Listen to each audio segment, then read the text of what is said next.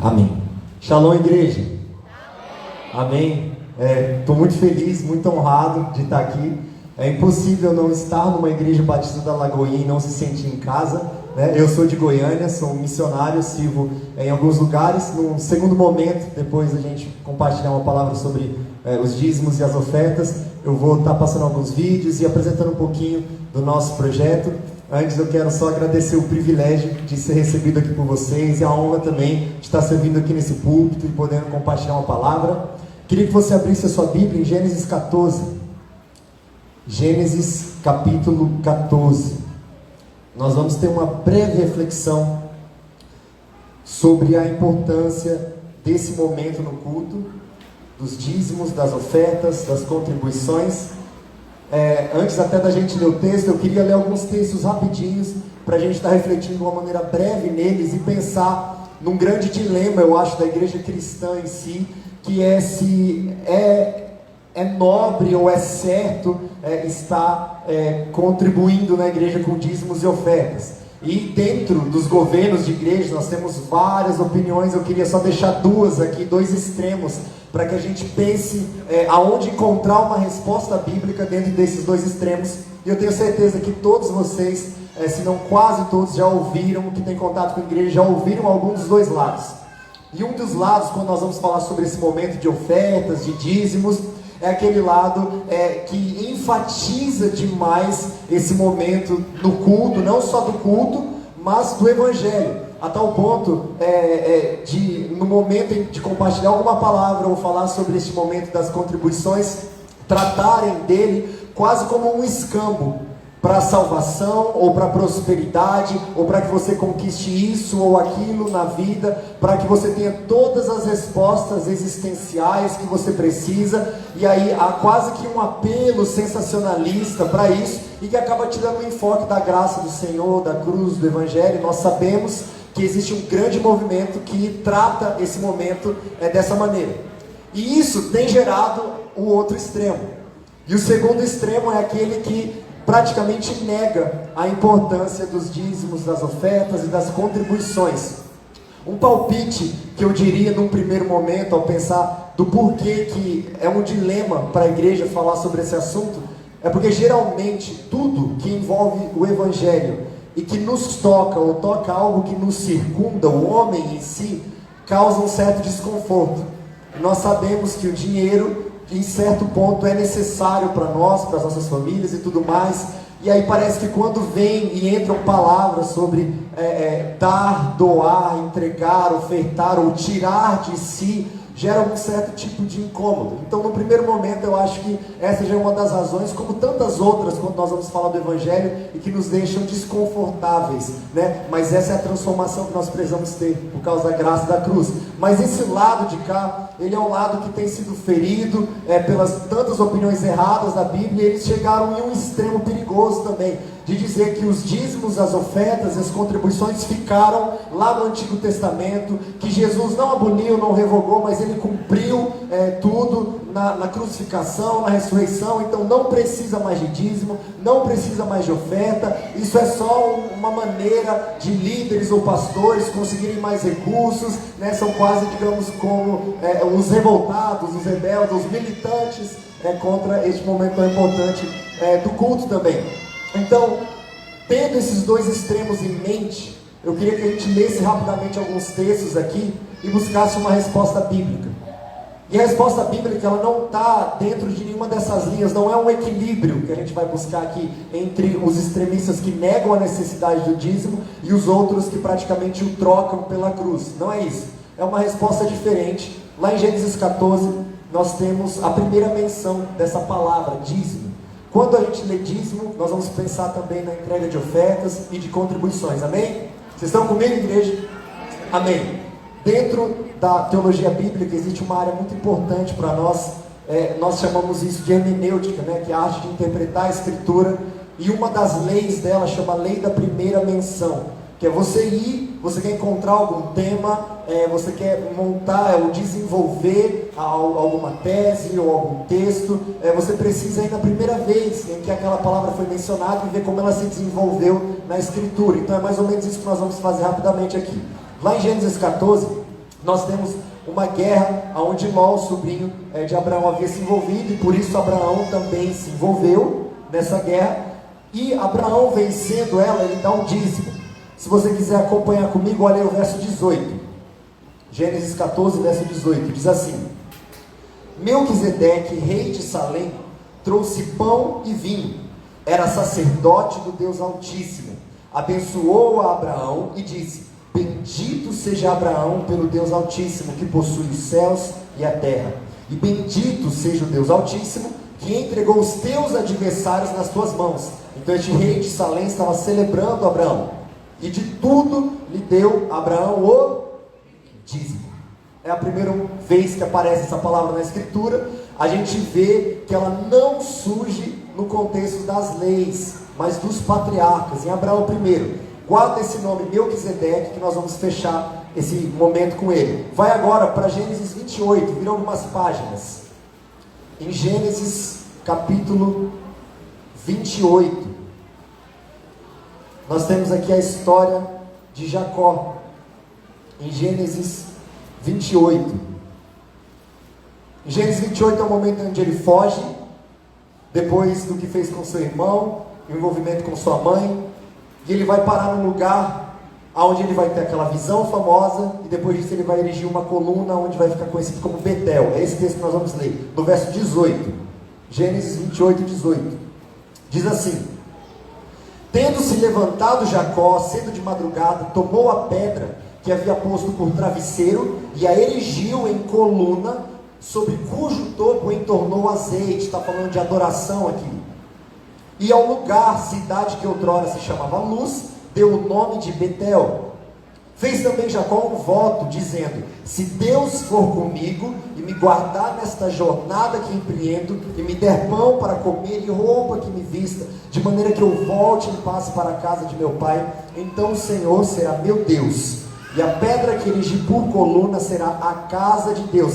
Perceba que no início há adoração e depois a apresentação das necessidades, né? Às vezes eliminamos a adoração e só fazemos do culto um lugar da gente apresentar as próprias necessidades. Olha como o texto termina: E de tudo quando me concederes, certamente eu te darei o dízimo, ofertas e contribuições.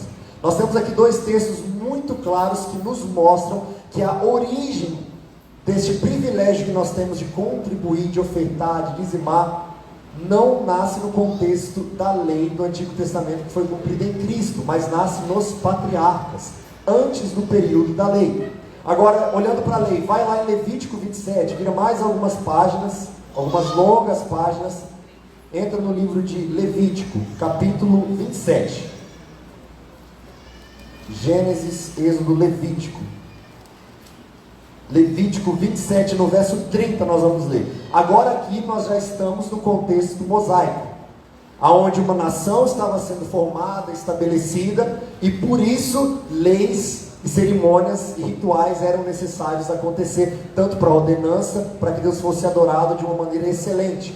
E dentro dessas leis, aquilo que antes era um ato voluntário, como nós vimos nos patriarcas, foi um ato voluntário de Abraão, foi um ato voluntário de Jacó. Aquilo que era um ato voluntário agora vai se tornar uma lei. Leia comigo no verso 30, Levítico 27, 30. Diz assim: Também todos os dízimos da terra, tanto dos cereais do campo como dos frutos das árvores, são das suas dízimas.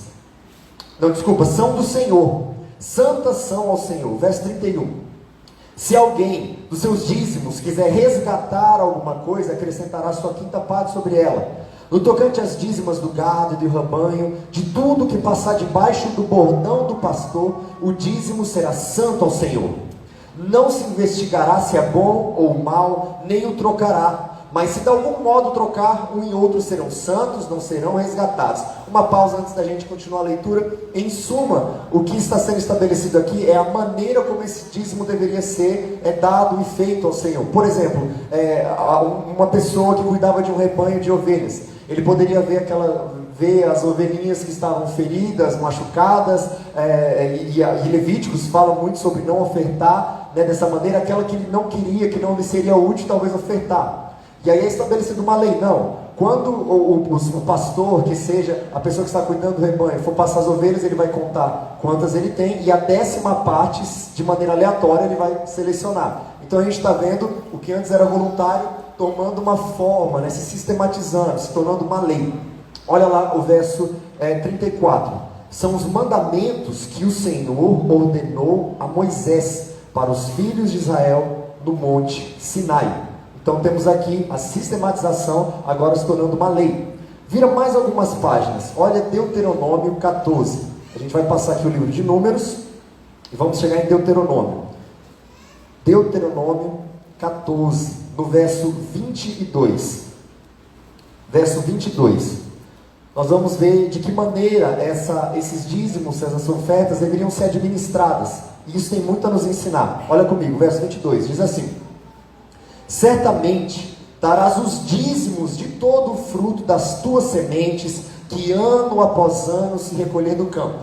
E perante o Senhor teu Deus, no lugar que escolher para lhe fazer habitar o seu nome, comerás os dízimos do teu cereal.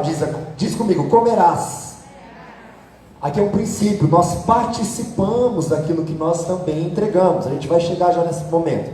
Do teu cereal, do teu vinho, do teu azeite e os primogênitos das tuas vacas e das tuas ovelhas, para que aprendas a temer o Senhor teu Deus todos os dias. Olha o verso 24.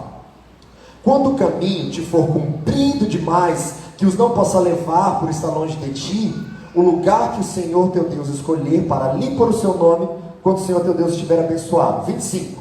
Então vende-os e leva o dinheiro na tua mão e vai ao lugar que o Senhor teu Deus escolher. Esse dinheiro dá-lo-ás por tudo que deseja a tua alma, por vacas ou ovelhas, vinho, bebida forte ou qualquer coisa que te pedir a tua alma, come-o ali perante o Senhor teu Deus e te alegrarás, tu e tua casa. Porém, não desampararás o levita, diz levita, que está dentro da tua cidade, pois não tem parte nem herança contigo. Ao fim de cada 3 anos tirarás todos os dízimos do fruto do 3º ano e os recolherás na tua cidade. Então virão os levitas, pois não tem parte nem herança contigo, o estrangeiro, diz estrangeiro, o órfão, diz o órfão, e a viúva, diz a viúva, que estão dentro da sua cidade, e comerão e se fartarão, para que o Senhor teu Deus te abençoe em todas as obras que as tuas mãos fizerem. Então aqui nós temos a maneira que era administrado os dízimos ali no Antigo Testamento, na lei mosaica, né? Tudo bem, argumentar, não, foi abolido, mas sempre, quando nós olhamos para o Antigo Testamento, em coisas que já foram cumpridas em Cristo, em leis, em cerimônias, nós não podemos desprezar, como se nós não precisássemos da palavra do Antigo Testamento. Na verdade é ela quem prepara o caminho para Cristo vir. E existe algo que nós chamamos de verdades atemporais, são princípios que nós tiramos. A maneira como o dízimo era administrado era de 3 formas. Uma é para a estruturação do templo. E a gente acabou de ver um vídeo que mostra que essa verdade é atemporal. O dízimo ele deve entrar para a estrutura do templo. Além disso, fala que ele também deve ser administrado para os levitas. No nosso caso, para os ministros, para a liderança, para a honra e graça de Deus da igreja, para as pessoas que têm servido a comunidade.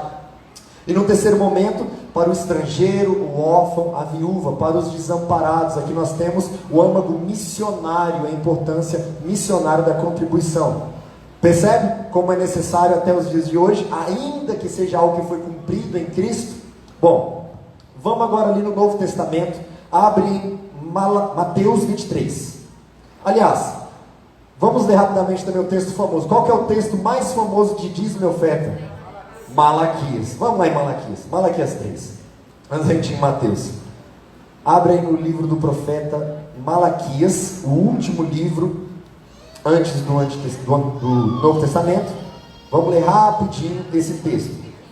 Na realidade, esse é o texto mais comum que o extremo de cá, que a gente falou, né, que acaba sensacionalizando demais e colocando o lugar de dízimos e ofertas num centro do evangelho, onde não deveria estar, pois é de Cristo esse lugar. Eles usam muito este texto para fazer o apelo que eles fazem. né? E é uma tragédia a maneira como eles abordam esse texto, porque eles acabam ignorando o contexto original do que está acontecendo aqui. Primeiro, porque por ser do profeta Malaquias no Antigo Testamento, está na Antiga Aliança. Então a jurisdição aqui é ainda dentro da lei que foi cumprida em Cristo. Então a gente está na Antiga Aliança ao ler esse texto. Então nós precisamos tirar princípios e não tomar cada palavra e querendo aplicar para outras etnias que não seja a dos judeus. Amém? Estão comigo?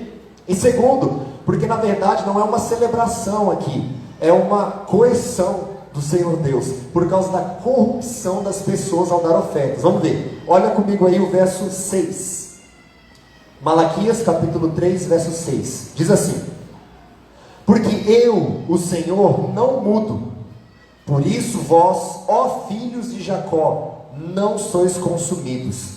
Desde os dias de vossos pais, vos desviastes dos meus estatutos, e não os guardastes.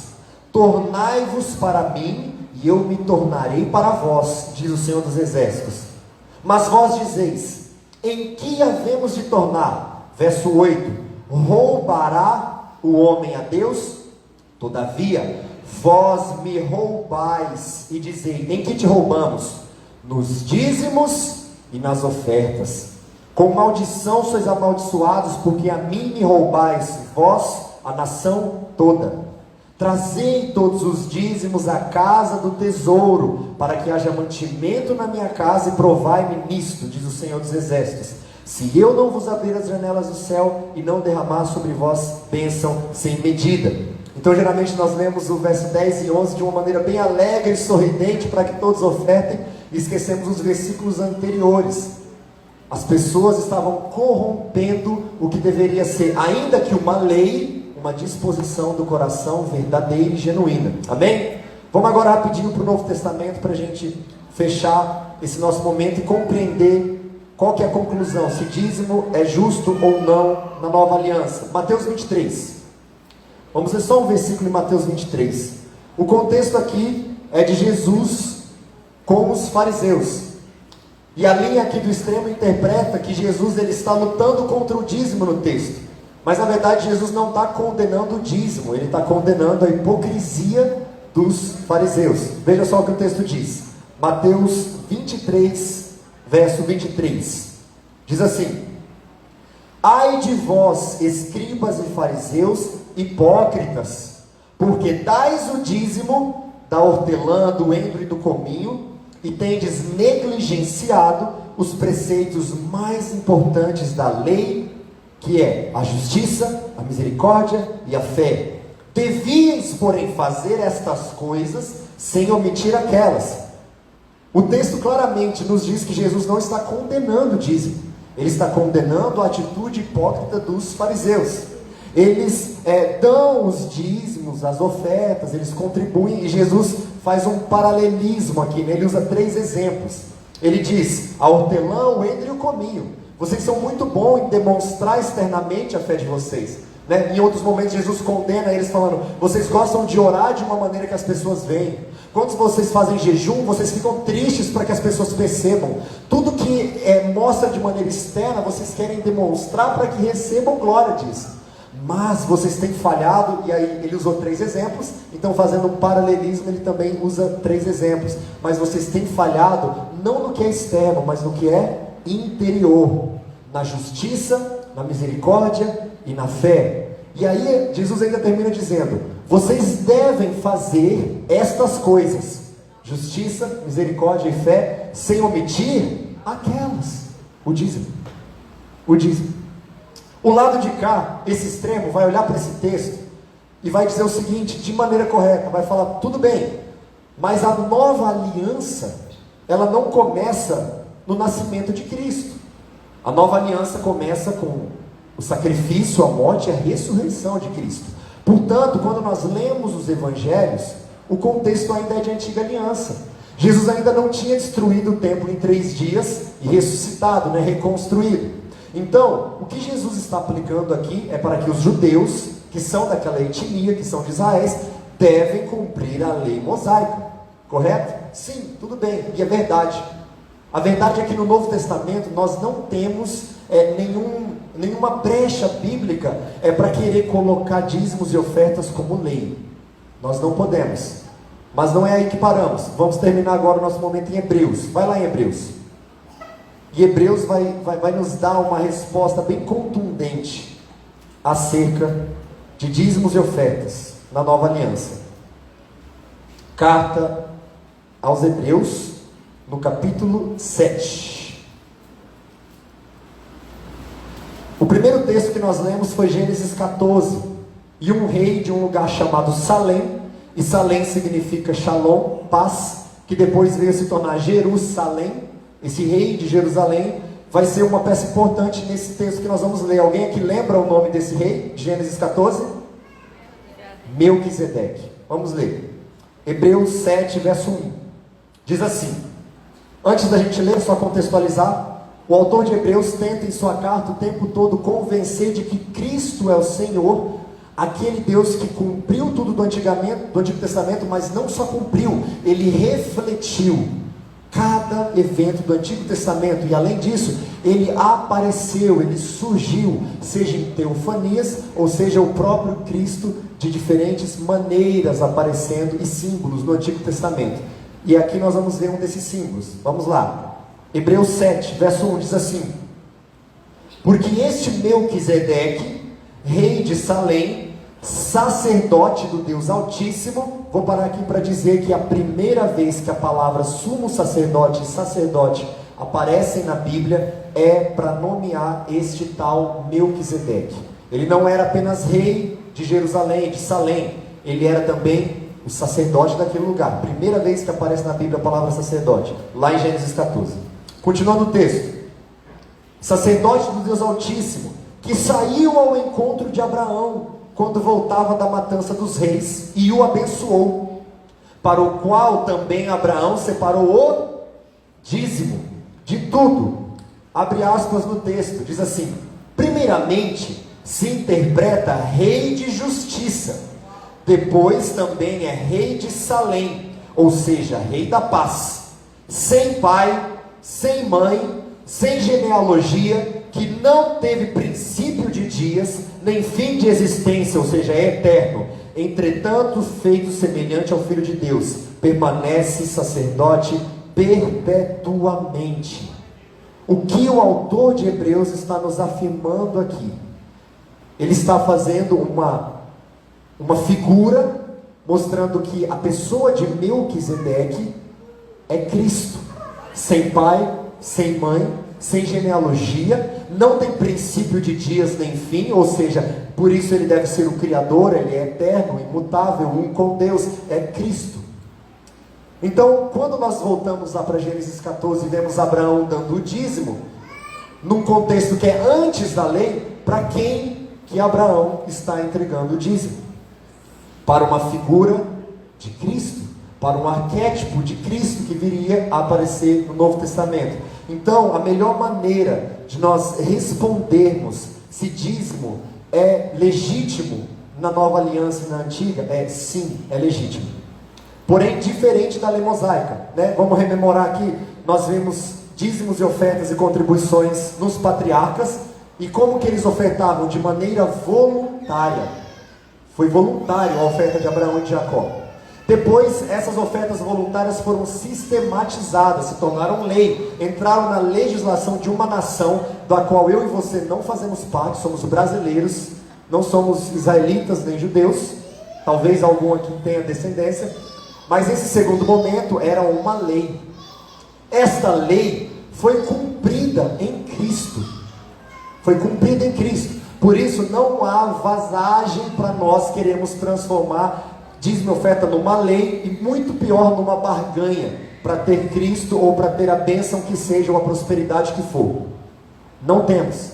Porém, nós vemos aqui na nova aliança que dízimos, ofertas e contribuições não são da lei, mas não iniciaram pela lei, iniciaram pela disposição do coração dos patriarcas. Então nós voltamos para este momento. Por isso, dízimos, ofertas e contribuições são legítimos para a igreja, e elas devem ser uma disposição do nosso coração. Para a gente fechar desse momento, o louvor ministrar para a gente, nós orarmos, lembrando de que maneira, quando nós lemos os dízimos nas leis, eles devem servir de princípio para a gente. Nós falamos que eram de 3 maneiras que eles eram administrados, certo? Para o templo, para os levitas e para os desamparados. Quando nós olhamos para a Igreja Batista da Lagoinha hoje, da qual eu estive no culto passado e vi a pastora compartilhando alguns dos desafios e dos gastos que já teve. Eu lembro ela comentando mais de 15 mil reais para ter essa estrutura. Primeiro, vocês que estão nessa comunidade têm o privilégio de alguns centavos, algumas dezenas ou centenas de reais participarem, que seja do som, do piso, do telhado, das cadeiras, do púlpito, dos instrumentos, daquilo que vai servir para a propagação do Evangelho nesse lugar. É um privilégio. Então, para o templo, para a igreja. No segundo momento, para os levitas, para os ministros da casa, para a liderança, para aquelas pessoas que têm alimentado a comunidade. Então, cumpre e mostra como que é para o próprio povo, como que o povo desfruta. Você nas quartas, nos domingos, nas outras reuniões que tem aqui, desfruta do ar, desfruta do conforto de uma cadeira estofada, desfruta de bons instrumentos e um equipamento maravilhoso. Então o próprio povo é abençoado. Quando nós vimos ali, dizendo que dos cereais que as pessoas ofertariam, eles também comeriam. Ou seja, nós também tomamos parte daquilo que nós entregamos e doamos, porque somos um corpo. Nós tomamos parte nisso. No Antigo Testamento, eles tomavam parte nas festas anuais, do tabernáculo, das sementes, nas Páscoas. Mas aqui nós tomamos parte sempre que nós estamos cultuando a Deus. E por último, é o âmago missionário de toda essa história. Para os órfãos, as viúvas, os desamparados, para aquelas pessoas que não têm condição e que às vezes por conhecer a Cristo através da sua vida vão se achegar nesse templo e elas vão ser ministradas também por esse ambiente que além da graça de Deus tem sido investido e preparado para servir melhor a igreja. Amém? Vamos louvar o Senhor e depois nós oramos.